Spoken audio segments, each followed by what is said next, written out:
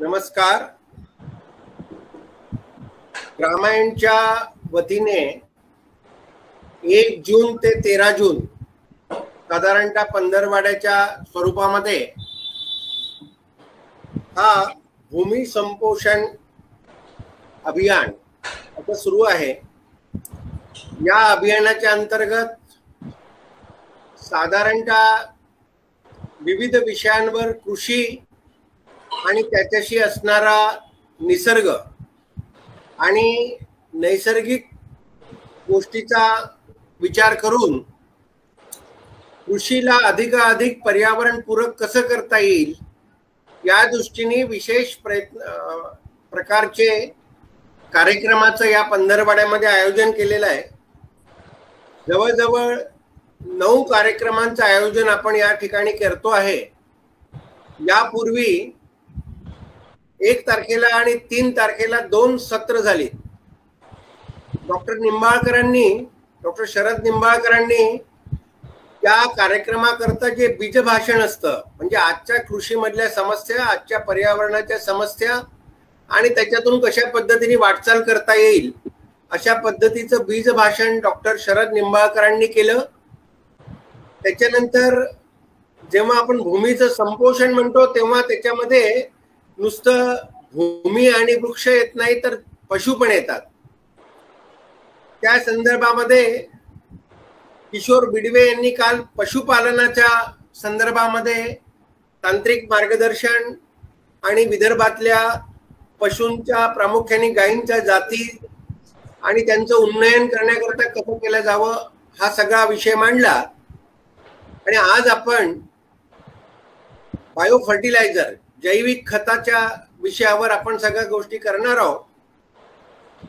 आपण ज्या संस्थेच्या वतीने हा कार्यक्रम घेतोय ग्रामायण, ही संस्था 2012 पासून कार्य करते. 2012 मध्ये विवेकानंद सार्धशती होती. त्यावेळी 5 आयामांवर विवेकानंद सार्धशतीतले देशभरातले कार्यक्रम झाले आणि त्याच्यातला एक आयाम ग्रामायण होता. आम्ही सर्व ग्रामायणची संस्थापक मंडळी की त्यावेळी विवेकानंद सार्धशतीच्या कुठल्या ना कुठल्या स्तरावर समितीच्या अंतर्गत काम करत होतो. पण जसं सार्धशतीचं वर्ष संपलं आणि त्या काळात आलेले सगळे अनुभव लक्षात घेता या ग्रामायण नावाने त्या काळचे सगळे संबंध संपर्क कायम ठेवून स्थायी रूपामध्ये काम करावा असा विचार झाला. आणि 2012 पासून 2013 पासून पहिला प्रकल्प आपण प्रकल्प दर्शनाच्या रूपामध्ये घेतला. त्याच्यानंतर मग प्रकल्पाचं दर्शन करत असताना प्रत्यक्ष प्रकल्पावर जाऊन आपण अनेक सहली अरेंज केल्या. नंतर त्यातल्या चांगल्या प्रकल्पाचा आणि त्यांच्या सगळ्या प्रश्नांचा जेव्हा आम्ही अभ्यास केला तेव्हा 2017 मध्ये एक भव्य प्रदर्शन ग्रामीण कारागीर विकासाचं काम करतात अशा लोकांचं एक एक्झिबिशन घेतलं.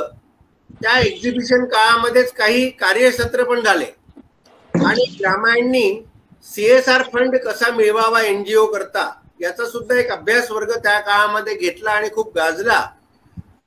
अनेक विदर्भातल्या आणि बाहेरच्या NGO आज ग्रामायणच्या सोबत जोडलेल्या आहेत. ग्रामायणची साधारणतः पार्श्वभूमी विचार करण्याची पद्धत अशी आहे की ग्रामायण स्वतः कोणताही प्रकल्प, कोणताही प्रदेश हा स्वतः दत्तक घेतल्यासारख्या पद्धतीने साधारण NGO काम करतात तसं करत नाही. तर NGOच्या मदतीला धावून जाण्याकरता ज्या ज्या गोष्टी लागतात, उदाहरणार्थ मी CSRच्या रूपामध्ये फंड म्हटलं, कार्यशाळा ज्या घेतो आपण त्यात अनेक NGOचे लोक प्रशिक्षणाकरता येतात.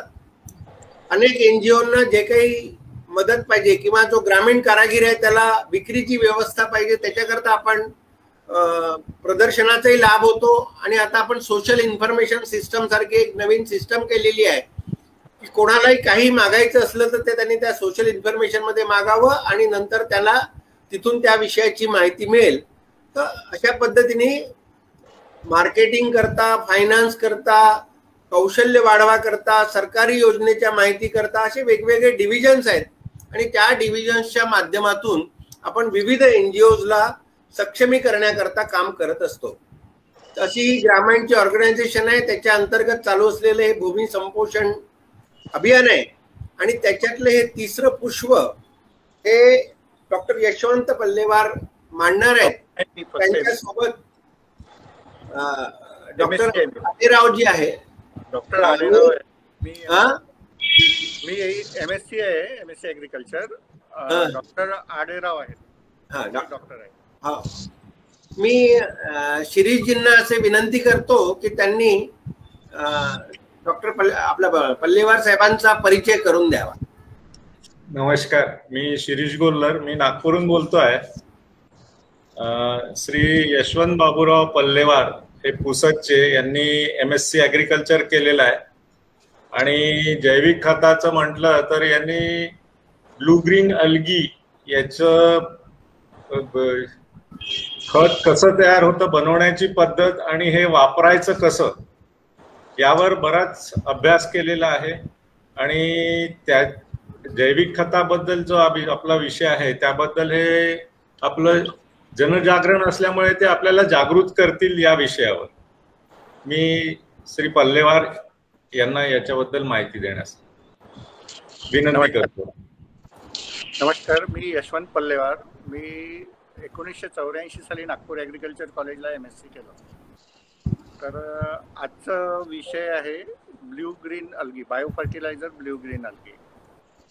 तर Indian agricultural research institute Pusa new Delhi, भारतीय कृषी अनुसंधान संस्थान पूसा नवी दिल्ली ही भारत सरकारची कृषी मंत्रालयाची अग्रणी संशोधन संस्था, भारतातील सगळ्यात मोठी आणि सगळ्यात जुनी संशोधन संस्था.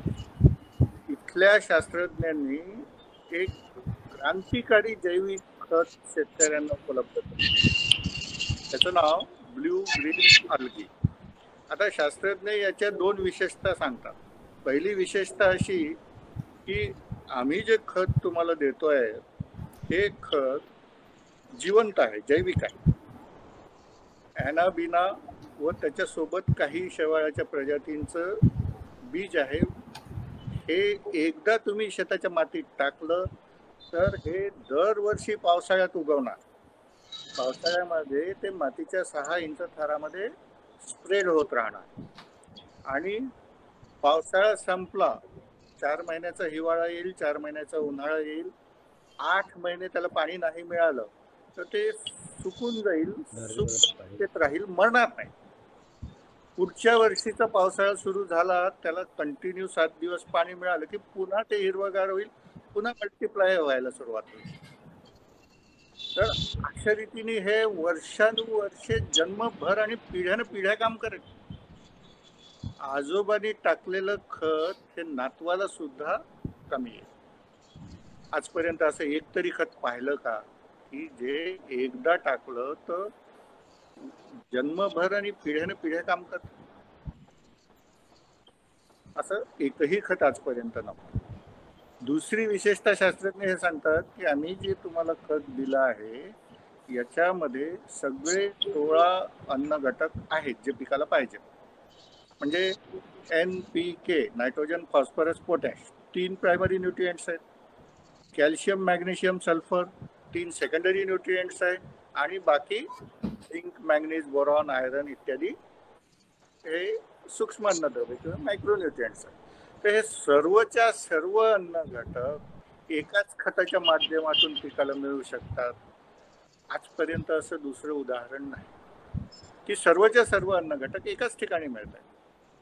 पहिली गोष्ट, हे खत चिरंजीव आहे. एकदा ते शेवाळाचं बी तुम्ही तुमच्या शेतामध्ये टाकलं की दरवर्षी पावसाळ्यात ते मल्टिप्लाय होणार, मातीच्या 6 इंच थरामध्ये त्याची संख्या वाढत राहणार, सेंद्रिय घटक मातीमध्ये वाढत राहतील. आणि हे सेंद्रिय घटक कसे आहेत तर याच्यामध्ये सगळे 16 अन्न घटक आहेत. तर मग एवढं जर हे खत महत्वाचं आहे तर याचं विज्ञान आपण समजून घ्यायला पाहिजे आणि शेतकऱ्याच्या आयुष्यात यांनी मोठा बदल घडवू शकतो. आता पहिली विशेषता आपण लक्षात घेऊ की शास्त्रज्ञ म्हणतात की हे एकदा टाकलं तर वर्षानुवर्षे काम करेल. हे कसं शक्य आहे? तर याच्यासाठी आपल्याला थोडंसं विज्ञान समजून घ्यावं लागेल. पृथ्वीवर जीवसृष्टीची सुरुवात झाली.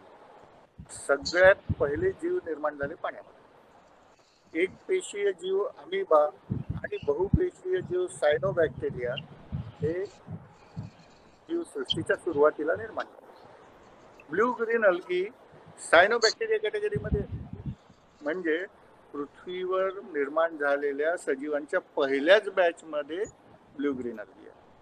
आणि करोडो वर्षाच्या नंतर आज देखील त्याचं अस्तित्व कायम आहे. म्हणजे लक्षात घ्या, माणूस जन्माला येण्याच्या करोडो वर्ष आधी शेवाळ जन्माला आलं आणि आजही ते अस्तित्वात आहे. नुसतंच अस्तित्वात नाही तर जगात सगळे समुद्र, सगळ्या नद्या, नाले, तलाव, विहिरी, इतकंच काय कधी कधी मातीच्या घराच्या भिंतीवर देखील तुम्हाला शेवाळ दिसतं. सर्व व्यापी झालेलं आहे. आणि कुणाच्याही मदतीशिवाय निसर्गानेच त्याच्यामध्ये अशी क्षमता निर्माण केली की पावसाळ्याच्या 4 महिन्यात त्याला पाणी मिळालं तर ते सक्रिय झालं, वाढलं. पण पुढे हिवाळा उन्हाळ्यात त्याला पाणी नाही मिळालं तरी ते सुप्त अवस्थेत. उत्क्रांतीमध्ये डायनासोर नावाचे हत्तीपेक्षा मोठे शक्तिशाली जीव निर्माण झाले होते, पण काळाच्या ओघात नष्ट झाले. त्या मानाने हा सूक्ष्म जीव जगायला फार कणखर निघाला. आणि शास्त्रज्ञ हुशार आहेत, ते शेवाळाच्या या वैशिष्ट्याचा उपयोग शेतकऱ्यांच्या हितासाठी करू इच्छितात. मग शेवाळाच्या अनेक प्रजातींचा अभ्यास केला गेला. कित्येक प्रजाती या निरुपयोगी होत्या, त्या डिस्कार्ड कराव्या लागल्या. काही प्रजाती विषारी होत्या, त्याही डिस्कार्ड कराव्या लागल्या. पण ॲनाबिना, नॉस्टॅक अशा एकूण 21 प्रजाती आहेत की ज्या उपयोगी ठरल्या. आणि मग या प्रजातीचा शास्त्रज्ञांनी खत म्हणून वापर केला. आता लक्षात घ्या, आपल्याला नवीन खताची आवश्यकता तरी का भासली? याच्यासाठी भासली की आज आपल्याजवळ 3 प्रकारची खतं उपलब्ध आहे भारतीय शेतकऱ्याला. पहिलं आहे रासायनिक खत, दुसरं आहे शेणखत आणि तिसरं आहे हिरवळीचं खत किंवा त्याला आपण ग्रीन मॅन्युअर म्हणतो. आपण पहिला पर्याय लक्षात घेऊ, रासायनिक खत. 50 वर्षापूर्वी जगामध्ये कुठेही रासायनिक खताचे कारखाने नव्हते. दुसरं जागतिक महायुद्ध संपलं, त्याच्यानंतर जगामध्ये रासायनिक खताची निर्मिती सुरू झाली, त्याचा वापर सुरू झाला. आता याचं नावच केमिकल फर्टिलायझर आहे ना, केमिकल. हे जेव्हा आपण मातीमध्ये टाकतो तर मातीमधील गांडूळ आणि सूक्ष्म जीवाणू यांना ठार करतात. यांनी होतं काय की जमीन निर्जीव व्हायला लागते आणि त्याच्यामुळं जमिनीमधलं जे सेंद्रिय कर्मनिर्मितीचं सत्र असतं किंवा सायकल असते ते बिघडते. आता 50 वर्षापूर्वी तुमचे आजोबा, माझे आजोबा जेव्हा शेती करत तेव्हा काय म्हणायचे? उत्तम शेती, मध्यम व्यापार, कनिष्ठ नोकरी. का असं म्हणायचे? तर त्यावेळेस काही नव्हते. तुमची माती जिवंत होती, तुमच्या मातीमध्ये गांडूळ होते, जीवाणू होते आणि झालेलं पीक आणि तण याचे जे अवशेष, वनस्पतीचे जे अवशेष म्हणून मातीत पडत होते, गांडूळ ते खायचे आणि उत्तम दर्जाचं सेंद्रिय खत मिळायचं. शिवाय जीवाणू सुद्धा जे वनस्पतीजन्य पदार्थ जमिनीत पडतात त्याला कुजवण्याची, त्याचं विघटन करण्याची क्रिया करायचे आणि त्याच्याद्वारे सेंद्रिय कर्ब जमिनीमध्ये उपलब्ध व्हायचं. आता जमिनीची सुपीकता ही सेंद्रिय कर्बावरच ठरते. त्याचे मापदंड असे आहे की 100 किलो मातीमध्ये जर 700 ग्रॅम ऑर्गॅनिक कार्बन म्हणजे सेंद्रिय कर्ब असेल तर ती जमीन पीक घेण्यास योग्य पास झाली असं म्हणू शकता तुम्ही. 100 किलो मातीमध्ये जर 1 किलो ऑर्गॅनिक कार्बन म्हणजे 1% ऑर्गॅनिक कार्बन असेल तर ती जमीन फर्स्ट क्लासमध्ये पास झाली असं तुम्ही म्हणू शकता. आणि 100 किलो मातीमध्ये 1 किलोपेक्षा जास्त ऑर्गॅनिक कार्बन असेल तर तुम्ही ती जमीन डिस्टिंक्शन क्लासमध्ये पास झाली उत्तम आहे, उपजाऊ आहे असं म्हणू शकतो. आज काय परिस्थिती आहे? 50 वर्षापासून आपण जमिनीमध्ये रासायनिक खतं टाकत आणि जमिनीतील जीवाणू आणि गांडूळ आपण ठार केले. मग जमिनीत जे वनस्पतीचे अवशेष, पिकाचे अवशेष, तणाचे अवशेष पडतायत ते कुजण्याची प्रक्रिया थांबली, सेंद्रिय कर्ब उपलब्ध होण्याची क्रिया थांबली आणि मग प्रत्येक वर्षी सेंद्रिय कर्ब घटत आहे. आज भारतीय शेतीमध्ये सरासरी सेंद्रिय कर्बाचं प्रमाण 0.2 to 0.3% आहे. आपल्याला मिनिमम किती पाहिजे होतं? 0.7. फर्स्ट क्लाससाठी किती पाहिजे होतं? 1%. आणि डिस्टिंक्शन क्लाससाठी मोर दॅन 1% पाहिजे आहे. किती? 0.2 to 0.3%. आणि परिस्थिती जर बदलायची असेल तुम्हाला, तर तुम्हाला जमिनीमध्ये सेंद्रिय पदार्थाची निर्मिती सुरू करावी लागेल या शेवाळ खताच्या द्वारे. दुसरं, आता आपण रासायनिक खताच्या अडचणी समजून घेतल्या, त्याच्यामुळे काय प्रॉब्लेम येत आहे ते लक्षात आलं तुमच्या. आता दुसरा पर्याय शेतकऱ्यांजवळ होता, तो म्हणजे शेणखत. तो उत्तम पर्याय, पण अडचण अशी आहे की पद्धतीने बनवलेलं पूर्ण कुजलेलं शेणखत किंवा कंपोस्ट फारसं उपलब्ध नाही. जे काय उपलब्ध आहे ते डिकम्पोज न झालेले शेणाचे ढीग, अर्धवट कुजलेले. आणि या शेणामध्ये डिकम्पोजिशन तर झालेलंच नाही आहे, तर याच्यामध्ये हुमणीसारखी कीड आहे, याच्यामध्ये बुरशीजन्य आजार आहे आणि सगळ्यात महत्त्वाचं याच्यामध्ये तणाच्या बिया सुद्धा. मग आता हे अर्धवट कुजलेलं शेणखत आपण जमिनीमध्ये टाकतो, तर आपण तण आयात करत आहे, हुमणीसारखी कीड आयात करत आहे, बुरशीजन्य रोग आयात करत आहे. तर ही आहे शेणखताची समस्या. तिसरा पर्याय आपल्याजवळ आहे, तो म्हणजे हिरवळीचं खत, ज्याला आपण ग्रीन मॅन्युअर म्हणतो. त्याच्यामध्ये पर्याय कोणते? बोरू आहे, भेंच्या आहे मुख्य. तर बोरूचं एका एकरमध्ये साधारणपणे 35 ते 40 किलो बियाणं लागतं. आज 70 रुपये, 80 रुपये, 90 रुपये किलोचा भाव, म्हणजे 2,500-3,000 हजार रुपयाचं बियाणं लागलं, 1,000-1,500 रुपये नांगरटीनं लागले, पेरणीला लागले. आणि तो बोरू 3 महिने वाढवल्याच्या नंतर ट्रॅक्टर रोटावेटरनी तुकडे करून जमिनीत गाडावं लागतं. 5,000 रुपये एकरी खर्च येत आहे. आणि जमिनीमध्ये भरपूर प्रमाणात सेंद्रिय पदार्थ निर्माण होत आहे. हे सेंद्रिय पदार्थ कुजणार, ऑर्गॅनिक कार्बनचं पर्सेंटेज वाढणार, सगळं चांगलं होणार. पण याच्यात एक महत्त्वाची अडचण आहे, ही अशी की बोरू आणि ढेंच्या हे इतक्या वेगाने वाढतात की त्याच्यासोबत दुसरं पीक घेता येत नाही. 3 महिने शेतकऱ्याला आर्थिक लाभ कुठलाच मिळत नाही. त्याच्यासोबत तुम्ही सोयाबीन, गहू असं पीक घेऊ शकत नाही. आणि त्याच्यासोबत तुम्हाला पीक नाही घेता येत, तर शेतकरी 3 महिने उपाशी राहू शकेल का? आज 90% शेतकरी हा अल्पभूधारकच आहे.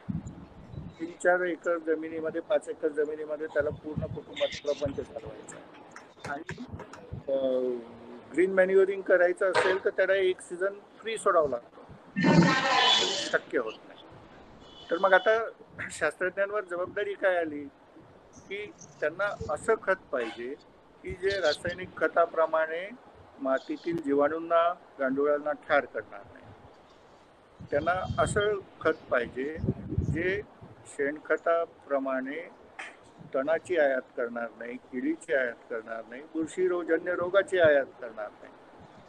आणि त्यांना असंही खत पाहिजे की जे खत वापरताना त्यांना 3 महिने थांबण्याची आवश्यकता नको, म्हणजे त्यांचं पीकही त्यांना मिळालं पाहिजे, त्याची सुद्धा निर्मिती होत राहिली पाहिजे. अशी जबाबदारी जी आहे ती ही शास्त्रज्ञांनी पार पाडली, शेवाळाचा उपयोग खत म्हणून केला आहे. तर याचं प्रमाण असं आहे, याच्यामध्ये डॉक्टर युद्धवीर सिंग म्हणून सिनियर ॲग्रोनॉमिस्ट होते, त्यांनी या शेवाळाचा उपयोग भात पिकामध्ये केलं तर 1 हेक्टर जमिनीमध्ये 2 किलो ॲनाबिना शेवाळाचं बीज टाकलं गेलं आणि 5 महिन्याचं पीक आहे भाताचं. तर 5 महिन्यात 5000 किलो शेवाळ निर्मिती झाली. तर याच्यातून अन्नद्रव्य किती मिळाले? 2 पोते युरियाच्या इक्विव्हॅलंट नायट्रोजन याच्यातून मिळाला, 1 पोतं सिंगल सुपर फॉस्फेटच्या इक्विव्हॅलंट फॉस्फरस याच्यातून मिळाला आणि सगळे दुय्यम अन्न घटक आणि सूक्ष्म अन्न घटक सुद्धा याच्यातून पिकाला मिळाले. तर याच्यातला फायदा लक्षात घ्या की हे खत चिरंजीव आहे. हे सूक्ष्म बीजच्या स्वरूपात आहे. 750 ग्रॅम सूक्ष्म बीज एका एकरला किंवा 2 किलो बीज एका हेक्टरला वापरायचं आहे. हे तुमच्या शेतात पडल्याच्या नंतरच ते मल्टिप्लाय होत आहे. जमिनीच्या 6 ते 9 इंच थरामध्ये ते पसरत आहे. तुम्हाला शेणखत जर विकत घ्यायचं झालं तर एकरी 4 ते 5 ट्रॅक्टर ट्रॉली घ्यावं लागतं. 10-15 हजार रुपयाच्या होतात. तुलनेमध्ये हे 600 ते 1000 रुपयाचं बी होतं आणि त्याच्यामध्ये ते शेतात आल्याच्या नंतर मल्टिप्लाय होतं. त्याच्यामुळे ते कमी खर्चात होतं, चिरंजीव आहे आणि कायमस्वरूपी सगळे न्यूट्रिएंट्स देणार आहे. तर याचा अनुभव आरेराव साहेबांनी घेतला आहे. तर ते त्यांच्या जवळचे काही फोटोग्राफ्स दाखवतील, त्यांचे अनुभव शेअर करतील. आरेराव सर, हां, तर तुमचे अनुभव सांगा याच्या संबंधीचे आणि तुम्हाला वेस्ट डिकम्पोजर बद्दलही सांगायचं असेल. सर, मी माझा परिचय करून देतो. परिचय करून द्यायला पाहिजे होता. Shri doctor B.M. आरेराव हे जॉईंट कमिशनर ॲनिमल हजबंड्री सेक्शनला महाराष्ट्र राज्यासाठी होते आणि निवृत्त झाले आहेत. आता नांदेडला त्यांची शेती आहे. 1 एकरचं शेततळं आहे त्यांच्या शेतामध्ये आणि या शेततळ्यामध्ये सुद्धा फिशसाठी अन्न म्हणून सुद्धा ते ॲनाबिना शेवाळाचा वापर करतायत. तसेच त्यांच्या ऊस पिकामध्ये सुद्धा ब्ल्यू ग्रीन अल्गीचा ॲनाबिना शेवाळाचा वापर करतायत आणि अप्रतिम छान शेती आहे त्यांची.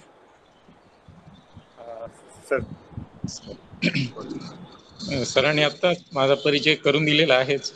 सर, याचबरोबर मी अकोला येथे COMLDB म्हणजे लाईव्हस्टॉक डेव्हलपमेंट बोर्ड आहे आमच्या डिपार्टमेंटचं, तिथे पण काम केलेलं आहे आणि additional commissioner of animal husbandry department म्हणून पण मी काम केलेलं आहे. आता सेवानिवृत्त आहे. माझी वडिलोपार्जित जमीन नांदेडमध्ये hardly 10 kilometres away from this place, म्हणजे आमच्या नांदेडमधील घरापासून आहे आणि वडिलोपार्जित आहे. वडिलांची खूप इच्छा होती की आपली शेती टिकून राहावी आणि याच्यामध्ये काहीतरी सुधारणा करता येईल, म्हणून मी योगायोगाने म्हणा किंवा पल्लेवार सरांच्या मार्गदर्शनाखाली बऱ्याचशा गोष्टी त्यांच्याकडून शिकण्यासारख्या आहेत आणि शिकण्याचा प्रयत्न करतोय सर. आणि या फील्डमध्ये मी तरी आता म्हणजे सेवानिवृत्त झाल्यानंतर मागील 2 ते 3 वर्षापासून हळूहळू कामाला सुरुवात केली आहे आणि शेतीमध्ये आणि शेतकऱ्यांना जे काही प्रॉब्लेम्स येत आहेत, तर आता सरांनी रासायनिक खताबद्दल बरंच काही सांगितलं. इव्हन आपल्या ग्रीन मॅन्युअर बद्दल सुद्धा बरीचशी माहिती दिली आणि ग्रीन ब्ल्यू अल्गी बद्दल. पण मी काय विचार केला, एक तर शेतीवरचा खर्च कमी व्हावा, केमिकल्स पासून विषमुक्त शेती व्हावी आणि सध्या जे काही विविध स्तरामध्ये म्हणजे यूट्यूब चॅनल्स किंवा पेपर्स किंवा मीडिया म्हणूया आपण पाहावं, तर याच्यामधून जी काही माहिती मिळत आहे किंवा मिळालेली आहे याच्यामध्ये जर पाहिलं तर सर असं दिसून येते की ही रासायनिक जी काही आपण केमिकल्स शेतीमध्ये वापरत आहोत, ती केमिकल्स मानवी शरीरामध्ये पसरत आहेत आणि त्याचा इफेक्टमुळे आपण पाहत. त्याच्यामुळं अनेक लोकांच्यामुळे, उदाहरण द्यायचं झालं असेल, कदाचित बऱ्याचशा मंडळींना किंवा आपण सर्वांना माहिती आहेच की पंजाबमध्ये भटिंडा टू जालंधर जी रेल्वे ट्रेन जाते, त्याच्यामध्ये जवळजवळ कितीतरी असंख्य लोक केवळ कॅन्सरग्रस्त असतात. योगायोगाने आमच्या इथे नांदेडला गुरुद्वारा आहे शिखांचे 10 गुरु, आणि त्यांच्या संपर्कात आल्यानंतर मला ही त्यांच्याकडून मौखिक माहिती मिळाली आणि त्यांच्याशी चर्चा करण्याची संधी मिळाली. मग याच्यामध्ये काहीतरी बेसिक रूट लेवलला काही करता येईल का हा विचार करत होतो आम्ही. आणि योगायोगाने पल्लेवर सरांच्या संपर्कात आलो आणि त्यांनी आम्हाला ब्ल्यू ग्रीन अल्गी तसंच वेस्ट डिकम्पोजर हे पण उपलब्ध करून दिलंय.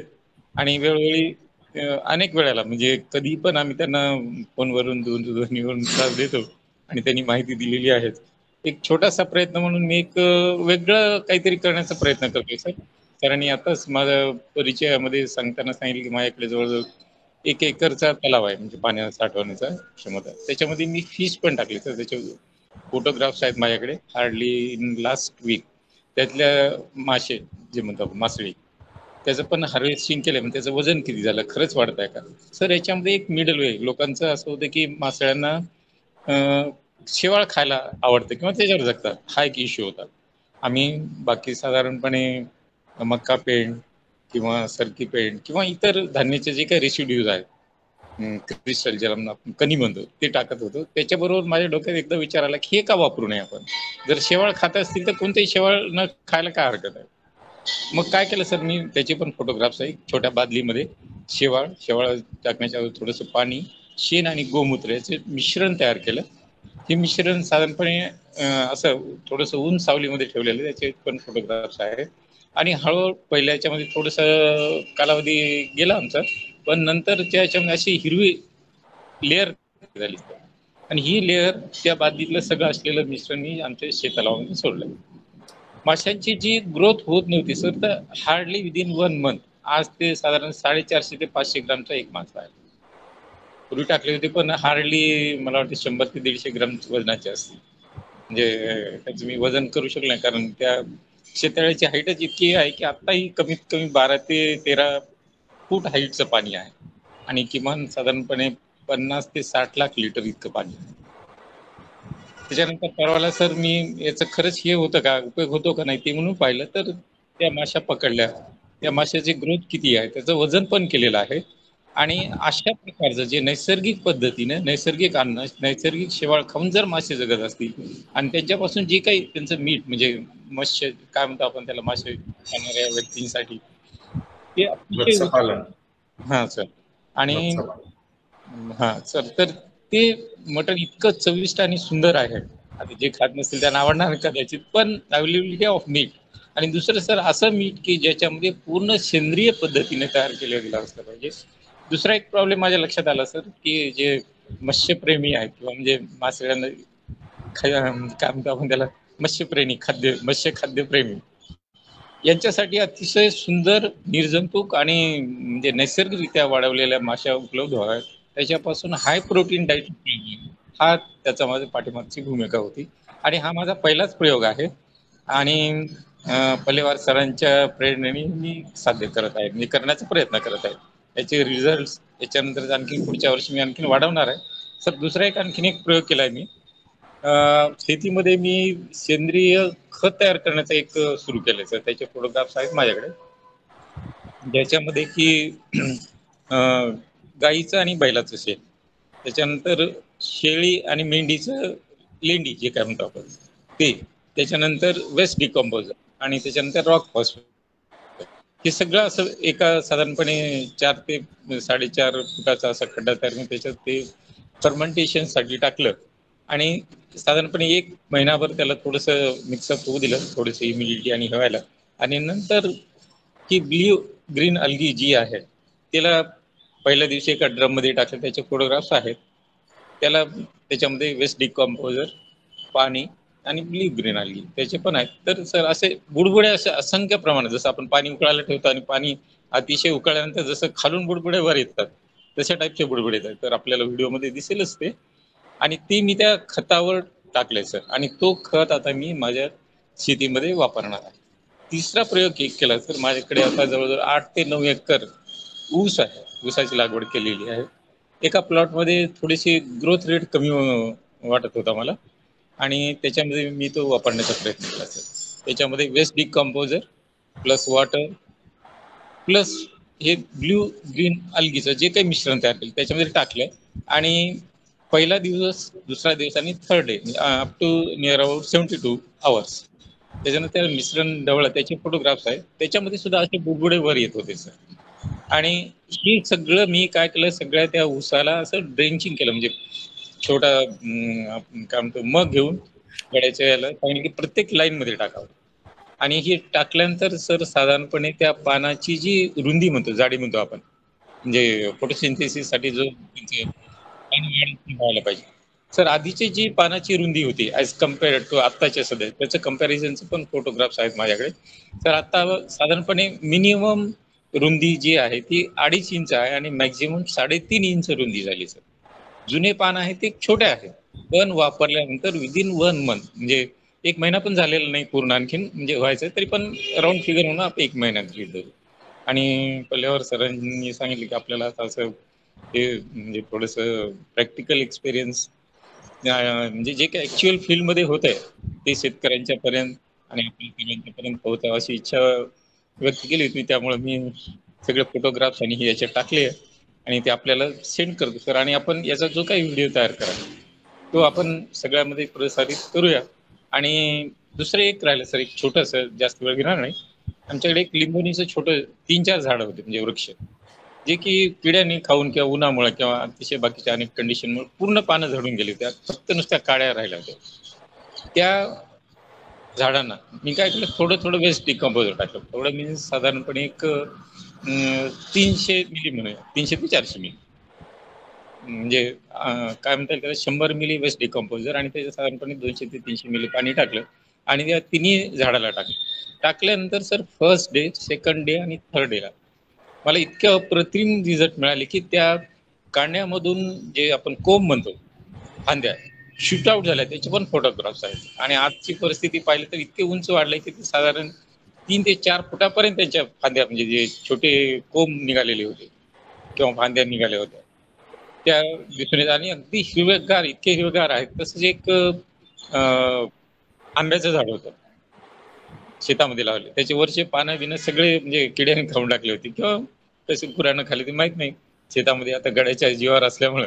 मग मी काय केलं, त्याच्यावर तो पण प्रयोग केला. त्याला वेस्ट डिकम्पोजर टाकलं आणि वेस्ट डिकम्पोजर टाकल्यानंतर विदिन 72 आवर्स, म्हणजे 3 दिवसांमध्ये त्याला दुसरे नवीन फांद्या फुटल्या सर, जे की अगदी म्हणजे काही दिवसांनी मला तर असं वाटत होतं की हे पूर्ण झाड आता मरणारच आहे आणि वाळून जाणार आहे. एक सर. आणि दुसरं आणखी एक पॉइंट आहे की आमच्याकडे एक आंब्याचं छोटं झाड आहे.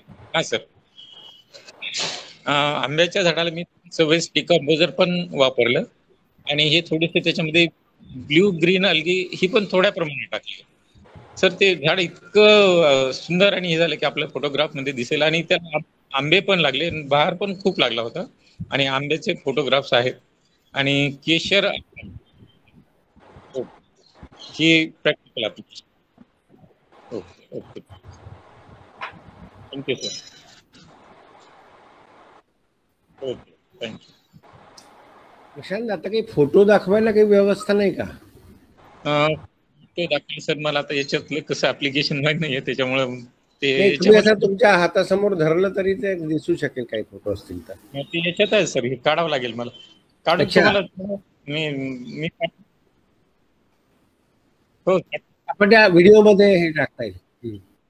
बरं चालेल सर. मी तिथं बोलले ते त्या ठिकाणी टाका सर. आपण आहेत माझ्याकडे, याच्यामध्येच आहे ते, मला काढता येईना झालं.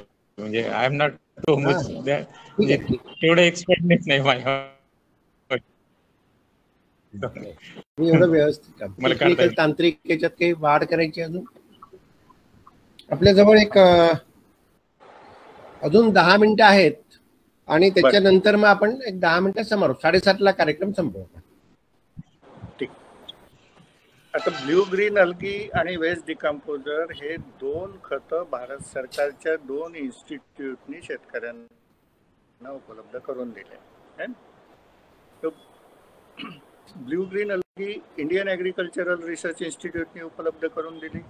Waste decomposer national centre for organic farming, Ghaziabad, new Delhi, म्हणजे राष्ट्रीय सेंद्रिय शेती संशोधन संस्थान, गाझियाबाद, नवी दिल्ली, डॉक्टर कृष्णचंद्र साहेबांनी उपलब्ध करून दिली. आता डॉक्टर साहेबांसारख्या, डॉक्टर आढेराव साहेबांसारख्या जेन्युइन पर्सनकडून प्रत्यक्ष अनुभव त्यांनी सांगितले ते प्रमाण लक्षात घ्या. या 2 खताचा खूप महत्वाचा उपयोग आहे. हे बघा, एक लहान बाळ असतं तर त्याचं पालन पोषण कधी नीट होतं, त्याला बाबा आणि आई दोघांची मदत होऊ लागते. बाबा काय करतो तर शेती करेल, व्यापार करेल, नोकरी करेल, पैसे कमवेल आणि तांदूळ डाळ घरी आणून देईल. त्या बाळाला डाळ तांदूळ चावत नाही की हो. तर मग त्याची आई काय करते, तांदूळाचं मऊ भात करते, डाळीचं मऊ वरण करते आणि त्याला जेवायला देते. आता त्याला जेवण मिळालं, पोषण मिळालं, त्याची वाढ झाली. पिकाची सुद्धा तीच परिस्थिती आहे. ब्ल्यू ग्रीन अल्गी काय करत आहे तर तुमच्या मातीमध्ये 6 इंचाच्या थरामध्ये सातत्याने सेंद्रिय पदार्थाची निर्मिती करतात. पण हे शेवाळाचा धागा किंवा शेवाळाचा कण झाडाचं मूळ शोषून घेऊ शकत नाही, त्याचा डायरेक्ट उपयोग होत नाही. तर त्याचा उपयोग केवळ तांदूळ किंवा डाळ जसं बाळ खाऊ शकत नाही तसं हे शेवाळ पीक खाऊ शकत नाही. त्याचा उपयोग कधी होईल, ज्या वेळेला वेस्ट डिकम्पोजरचे, जीवामृतचे किंवा गोकृपा अमृतचे म्हणजे कुठल्या तरी जीवाणू खताचे जीवाणू त्याला कुजवण्याची प्रक्रिया करतील, त्याचं विघटन करतील आणि मग त्याच्यातले सगळे 16 अन्न घटक पिकाला उपलब्ध होतील. तर हे 2 खतं जे दिलेले आहेत ना त्याचा वापर शेतकऱ्यांनी करायला पाहिजे. कसा करायला पाहिजे, एका एकरला एका सीझन मध्ये 750 ग्रॅम ब्ल्यू ग्रीन अल्गी टाकायला पाहिजे. म्हणजे आता समजा तुम्ही सोयाबीन लावत आहे, रान तयार झालं आहे आणि तुम्ही पावसाची वाट पाहताय, तर यावेळेला काय करायचं की 750 ग्रॅमची ब्ल्यू ग्रीन अल्गी शेवाळाच्या बियाची बॉटल येते प्लास्टिकची, त्या बॉटलवरती इंडियन ॲग्रिकल्चरल रिसर्च इन्स्टिट्यूटचं नाव लिहिलेलं आहे. 15 ते 20 किलो कंपोस्ट घ्यायचं चांगलं कुजलेलं, त्याच्यामध्ये 750 ग्रॅम शेवाळाचं बीज मिक्स करायचं. का मिक्स करायचं तर हे पिठासारखं बारीक आहे, हे जर तुम्ही युरियासारखं ब्रॉडकास्ट करायला गेले तर धुरळ होऊन नुकसान होईल. म्हणून हे 15-20 किलो कंपोस्टमध्ये मिक्स करायचं आणि एका एकरमध्ये शिंपडून टाकायचं. त्याच्यानंतर प्रत्येक महिन्याला प्रत्येक एकरला 500 लिटर वेस्ट डिकम्पोजर हे जीवाणू खत किंवा जीवामृत हे खत किंवा गोकृपा अमृत, शक्यतोवर वेस्ट डिकम्पोजर सोपं आहे ते वापरा. तर एकरी 500 लिटर वेस्ट डिकम्पोजर प्रतिमाह सोडलं पाहिजे. तर आता याला खर्च किती आहे, काहीच नाही. 500 लिटर वेस्ट डिकम्पोजर करण्यासाठी तुम्हाला फक्त 5 किलो गुळाची आवश्यकता आहे. वेस्ट डिकम्पोजरची बाटली भारत सरकार तुम्हाला फक्त 20 रुपयात देते. म्हणजे हे जीवाणू गाईच्या शेणातील उपयोगी सर्वात महत्वाचे 4 उपयोगी जीवाणू कृष्णचंद्र साहेबांनी अलग करून त्याचं विरजण तयार केलं आहे. तर हे 1% गुळाच्या द्रावणामध्ये मल्टिप्लाय होतात. आता सरांनी तुम्हाला ते अनुभव सांगितलं ना, बुडबुडे निघतात आणि त्यांनी झाड एकदम जिवंत झालं 2-3 दिवसामध्येच, त्याच्यामध्ये खूप फायदा झाला. तर थोडक्यात लक्षात घ्या, जसं एका बाळाला बाबा आणि आई तसं एका पिकाला ब्ल्यू ग्रीन अल्गी आणि वेस्ट डिकम्पोजर, आणि हे दोन्ही तुम्हाला भारत सरकारने दिलेले आहे, आड खर्च नाही आहे. आणि हे वापरत असताना एकाएकी सगळं रासायनिक बंद करू नका. जर तुम्ही प्रत्येक सीझनला 1 बॉटल ब्ल्यू ग्रीन अल्गीची वापरली आणि प्रत्येक महिन्याला 500 लिटर वेस्ट डिकम्पोजर वापरलं तर दरवर्षी तुम्ही रासायनिक खताचा वापर 25% कमी करू शकता. पुढल्या 4 ते 5 वर्षामध्ये तुमची जमीन पुन्हा जिवंत होईल. आजोबाच्या काळात म्हणायचे ना, उत्तम शेती, मध्यम व्यापार, कनिष्ठ नोकरी, ती परिस्थिती वापस येऊ शकते. कारण त्या काळी बाहेरून काही पिकांना मदत द्यावी लागायची नाही, जमीन जिवंत होती. आताही ते होऊ शकते, फक्त एकाएकी नाही होणार. तुम्ही 5 वर्ष धीर धरा. प्रत्येक सीझनला ब्ल्यू ग्रीन अल्गी शेवाळ खत टाका, कारण ते चिरंजीव आहे, ते तुमच्या मातीच्या थरात सेंद्रिय पदार्थाची निर्मिती करते. आणि प्रत्येक महिन्याला जीवाणू सोडा. त्याची मी 42 मिनिटाची ऑडिओ क्लिप आहे, ज्यांना ऐकायची नंतर डिटेल्समध्ये ऐकू शकता. याचे सर्टिफिकेट्स, लिटरेचर वगैरे सगळे डॉक्युमेंट्स पाठवतो. तुम्ही त्याची व्हिडिओ क्लिप जी तयार करा आणि त्याच्यात पुराव्यादाखल आरेराव साहेबांचे अनुभव, त्यांच्याजवळचे फोटोग्राफ सुद्धा पाहता येतील. जेन्युइन वर्क आहे, भारत सरकारच्या इन्स्टिट्यूटचं वर्क आहे आणि खूप कमी खर्चात होणारं काम आहे. आणखीन तर काही आरेराव साहेब तुम्हाला काही सांगायचं आहे? तर एक थोडं चुकून गेलं, म्हणजे आपण नुसतं पानाची रुंदी वाढवण्याचं फक्त मी मेन्शन केलं, पण त्याचं जे ऊसाची गर जे म्हणतो आपण जाडी, त्याचं पण मी मेजरमेंट घेतले, त्याचे फोटोग्राफ्स आहेत, ते पण आपल्याला पाठवतो. साधारणपणे खालच्या बुडाचं म्हणजे जे मुळाकडचं जे पेर असतात किंवा आपण टिपरू म्हणतो, ते सुद्धा साधारणपणे 3 इंच जाडीचं झालेलं आहे. त्याची मेजरमेंट घेतानाचा फोटो आणि त्याचा व्हिडिओ वगैरे तयार केलाय मी, तो आपल्याला पाठवतो. प्लीज याच्यामध्ये इन्क्लूड करावं एवढंच. आणि सर, आपल्या अशाच वेळोवेळीच्या प्रोग्राममध्ये शेतकऱ्यांना मार्गदर्शन व्हावं आणि सरांचं पण त्यांनी वेळोवेळी आपल्या सारख्या म्हणजे सर्व शेतकऱ्यांचे अनुभव आणि जास्तीत जास्त लोकांच्या पर्यंत पोहोचावं, हीच माझी आपल्या सर्वांना विनंती आहे. सर, यशवंत सर, तुम्ही जे 1 एकराचं प्रमाण सांगितलं ते जमिनीची प्रत असते त्याच्याप्रमाणे बदलत असतं का, की आता काळीची जमीन झाली, थोडी मुरमाड टाईप जशी जमीन असते, अशा जमिनीच्या प्रतेप्रमाणे ते प्रमाण बदलतं की सगळ्याला एकच प्रमाण आहे? सगळ्यांना हे पहा, हे जैविक खत आहे. याचं प्रमाण तुम्ही जास्त दिलं तर फायदा जास्तच होईल, नुकसान. अच्छा, बरोबर आहे की नाही? पण मिनिमम एवढं असायला पाहिजे. आणखीन एक सांगतो, जे शेतकरी जीवामृत वापरतात त्यांच्यासाठी हे काम फारच सोपं आहे. म्हणजे जीवामृत मध्ये आपण काय काय वापरतो? 6 घटक वापरतो: शेण, गोमूत्र, पाणी, गूळ, बेसन आणि वडाखालची माती. आता हे 6 घटक टाकतो आपण. याच्यात 200 ग्रॅम ब्ल्यू ग्रीन अल्गीचं बी टाका. 7 दिवसात तुमचं जीवामृत दिवसभर. आता तुमचं जीवामृत चिरंजीव झालं, कारण त्याच्यात असलेले जे जीवाणू आहेत ते मरते आहेत. 40 डिग्रीच्या वर तापमान गेल्याच्या नंतर खूप जीवाणू मरतात बरं का. पण हे शेवाळ जे आहे ते जगायला इतकं खमके आहे, 48 डिग्री तापमानाला ते जुमानत नाही. तुम्ही युरिया टाकला, DAP टाकला, त्याचा बाप आहे. युरिया DAP ला पचवून टाकतात. बाकी जीवाणू आणि गांडूळ खूप नाजूक असतात, ते युरिया आणि DAP टाकलं तर मरतात बिचारे. पण ब्ल्यू ग्रीन अल्गी जगायला खूपच कणखर आहे आणि सतत मल्टिप्लाय होते. ते ससा आणि कासवाच्या शर्यतीतलं कासव आहे. एकदा ते तुम्ही तुमच्या मातीत टाकलं की ते निरंतर काम करतच राहणार. तर एक शिरीषचा प्रश्न जो होता त्याच्यानुसार सांगतो, 1 बाटली तुम्ही सुरुवातीला टाकून द्या, म्हणजे पेरणीच्या आधी. आणि त्याच्यानंतर काय करा, तुम्ही जर जीवामृत वापरत असाल तर प्रत्येक जीवामृतच्या बॅरलमध्ये 200 ग्रॅम शेवाळाचं बीज टाकत जा. नंतर जीवामृत जसं शेतामध्ये सोडता तसं सोडत जा. तुमचं जीवामृत 100 पट 1000 पट इफेक्टिव्ह झालं, कारण त्याच्यामध्ये चिरंजीव शेवाळ आलं. तर ते तुम्ही जितकं जास्त टाकाल तितकं चांगलं आहे.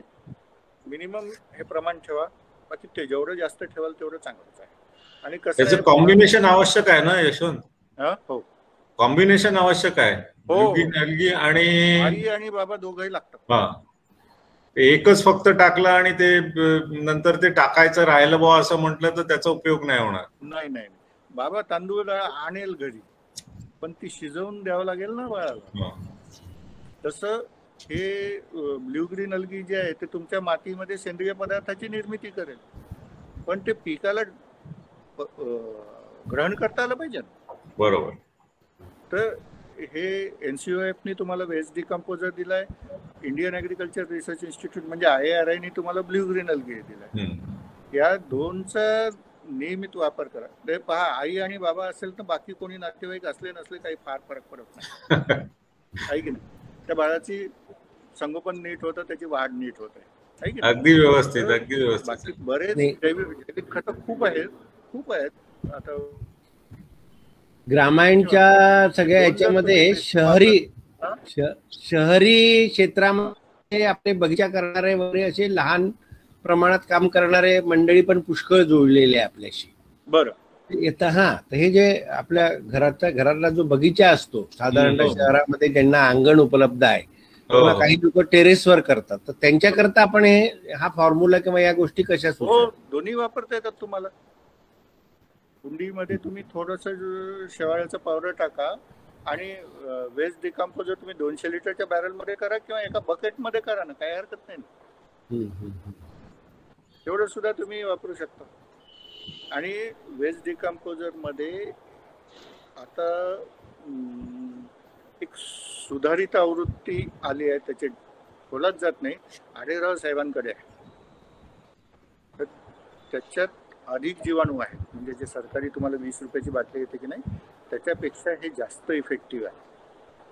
तर त्यांच्याकडून तुम्ही मागवू शकता. त्यांचा फोन नंबर ठेवा, माझा आणि त्यांच्या दोघांचाही फोन नंबर तुम्ही शेअर करा. ब्ल्यू ग्रीन अल्गीबद्दल माझ्याजवळ चौकशी करू शकता आणि वेस्ट डिकम्पोजरसाठी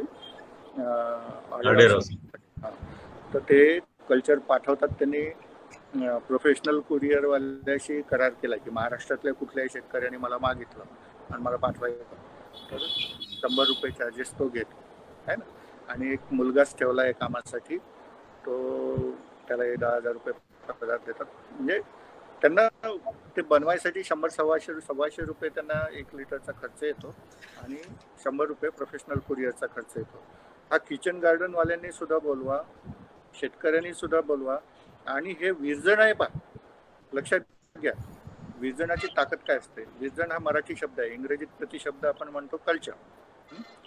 तर ते कसं असतं, 10 लिटर दुधामध्ये तुम्ही एक लहान वाटीभर दही टाकलं तर काय होतं, पूर्ण 10 लिटरचं दही करून टाकतं. काय विज्ञान आहे याचं, त्या दह्यामध्ये लॅक्टोबॅसिलस नावाचे बॅक्टेरिया दुधामध्ये ओतल्यानंतर त्यांना खाद्य उपलब्ध झालं. खाद्य उपलब्ध झालं की ते मिनिटागणिक मल्टिप्लाय झालं. पूर्ण 10 लिटरचं त्यांनी दही करून टाकलं. हजारोचे लाखो झाले, लाखोचे करोडो झाले, करोडोचे अरब खरबो. तुम्ही 10 लिटरच्या ऐवजी 100 लिटर दुधामध्ये वाटीभर दही टाका ना, तर पूर्ण 100 लिटरचं दही करून टाकतं. मग किती मोठी सुविधा करून दिली तुम्हाला कृष्णचंद्र साहेबांनी, की त्यांनी शेणातील उपयोगी जीवाणू विरजण स्वरूपात दिले तुम्हाला. आणि मग त्याचं खाद्य काय, 1% गुळाचं द्रावण. म्हणजे 100 लिटर पाण्यामध्ये 1 किलो गुळ टाकला की त्या बॅक्टेरियांना खाद्य मिळतं. आणि त्याच्यामध्ये हे तुम्ही विरजण टाकलं, 7 दिवसामध्ये ते वेस्ट डिकम्पोजर तयार होतं. आणि लिमिटच नाही राहिलं तर किती वाढवू शकतात.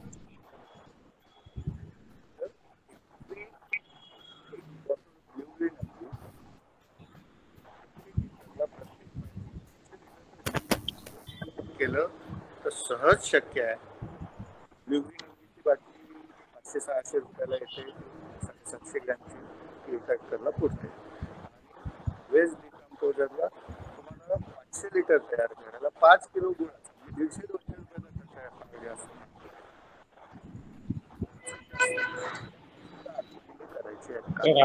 आवाज नाही येत, थोडा आवाज नाही आला का? हा आला, आता मध्यंतरी आला नाही का? मध्ये आता थोडा काही सेकंदापुरता नाही आला. बरं बरं. माझी ऑडिओ क्लिप आहे ना, तर प्रत्येक जण आपापल्या सुविधेनुसार ते ऐकू शकतो. कारण आपल्याला कधी वेळ त्या वेळेला तुम्ही ऐकू शकता, आहे की नाही. शेतात झाडाखाली बसलाय, ऐकताय, जमतं. नाही, आपण हा सगळा विषय घेऊ आणि आपल्या ग्रामीण फेसबुकवर जे लगातार लाईव्ह व्हिडिओ जे आहे, बरं, त्याच्यामध्ये आपण ह्या सगळ्या गोष्टी टाकू. बरं. महत्वाचा त्याच्यातला भाग असा आहे की आपण जे सांगितलेलं अर्थशास्त्र आहे ते अतिशय प्रभावी करणार आहे. याचं कारण असं आहे की साधारणतः आजचा जो काही व्यापार चालू आहे त्या व्यापारामध्ये द्यायचे पैसे जास्त आहे आणि लाभ कमी आहे. सरकारच्या इन्स्टिट्यूट आहेत ना, इन्स्टिट्यूट नाही, बरोबर आहे. परंतु हा इन्स्टिट्यूट आहे, centre for organic farming. Bharat सरकारने या सगळ्या बाबतीत संशोधन केलं, इम्प्लिमेंटेशन नाही होत आहे. हा, नाही नाही, आता खूप होत आहे बरं का. राजस्थान, हरियाणा, पंजाब या साईडला लोक त्याच्यामध्ये करणारे विषय थोडे कमी पाहिजे. टँक तयार करत आहे. हो हो हो हो, त्याचं फार मोठं. पण आता गंमत सांगतो तुम्हाला, वेस्ट डिकम्पोजरची पहिली आवृत्ती चंद्रा साहेबांनी दिली. ते काय म्हणले की मी 2020च्या डिसेंबर पर्यंत वेस्ट डिकम्पोजरची दुसरी आवृत्ती तुम्हाला देतो. पहिल्या आवृत्तीमध्ये मी तुम्हाला 4 जीवाणू दिले सगळ्यात ऍक्टिव्ह. आता मी तुम्हाला 28 जीवाणू देईन. आणि हे वेस्ट डिकम्पोजर पहिल्या आवृत्तीपेक्षा दुसरी आवृत्ती ही 60 टाइम्स मोर पॉवरफुल असेल. गंमत पहा, केमिकल लॉबी हादरली, कारण पहिल्या वेस्ट डिकम्पोजरचा त्या 3 स्टेटमध्ये खूप मोठा परिणाम झालाय ना. आता पूर्ण महाराष्ट्रात, वेस्टर्न महाराष्ट्रात तर खूप झालं. तर त्यांनी पैसा खर्च केला असणार आणि चंद्रा साहेबांना प्रयोगशाळेतून हलवलं, मिनिस्ट्रीमध्ये टेबलवर बसवलं. काय करणार आहे आता प्रभावी.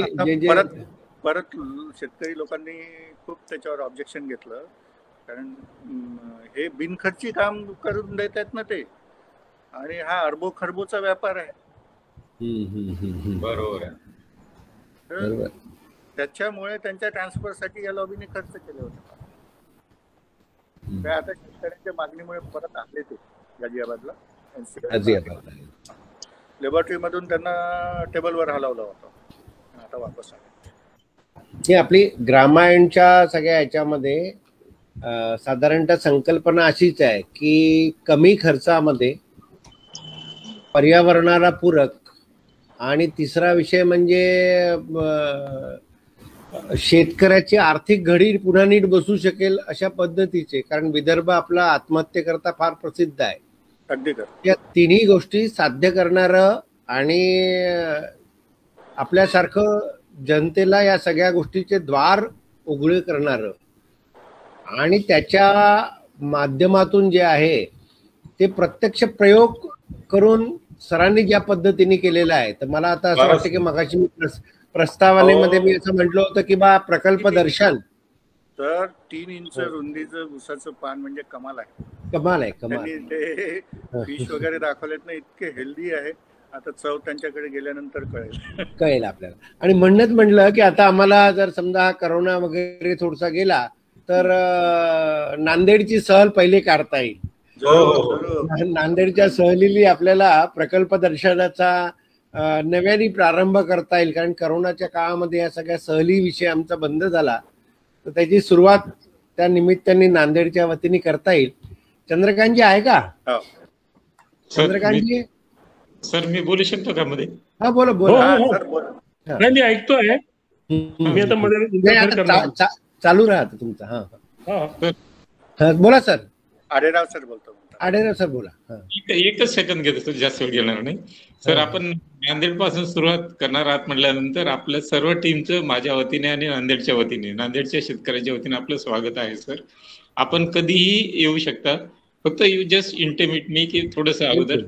मी कधी नांदेडमध्ये असतो, कधी पुण्यात असतो, तेवढ्या करता फक्त, बाकी काही कारण नाही. नाही, आपल्याशी सगळं बोलून नीट योजना करूनच ते होईल. हो, पूर्ण योजना करू. आणि आपण या सर, माझी तर इच्छा आहे, खूप इच्छा आहे की आपण सगळ्यांनी इथे यावं आणि मी जे काही करतो ते आपण म्हणजे प्रत्यक्ष पाहावं अशी माझी खूप इच्छा आहे सर. Thank you sir. या सगळ्या कार्यक्रमाची प्रस्तावना चंद्रकांतजींनी करावी आणि मी आभार प्रदर्शन करावं अशी योजना होती. व्यस्ततेमुळे जसं ते आपण आता शेतीमध्ये उलटापालट करतो तसं आम्ही आमच्या भूमिकांमध्ये जरा बदल करून घेतला. मी चंद्रकांतजींना विनंती करतो, आमच्या ग्रामायणचे ते उपाध्यक्ष आहे, गांधी विद्यापीठामध्ये ते प्रो कुलगुरू आहे, आणि भारत जोडो आंदोलनाशी जे नैसर्गिक आणि या सगळ्या भारतीय विकास संकल्पनेशी आधारित अशी जी भारत जोडो आंदोलन झालं त्याच्या सायकल यात्रेपासून त्यांचाही स्वतःचा या सगळ्या विषयाचा व्यासंग असणारा एक मोठा ग्रुप आणि तो त्यानिमित्ताने आमच्या ग्रामायणशी पण जोडत आला, ते फाउंडर मेंबर असल्यामुळे. असे विविध विचारधारेचे परंतु शेतकऱ्याच्या हिताचे काम करणारी सगळी मंडळी ग्रामायणसोबत जोडली आहे. आपणही सगळे नव्याने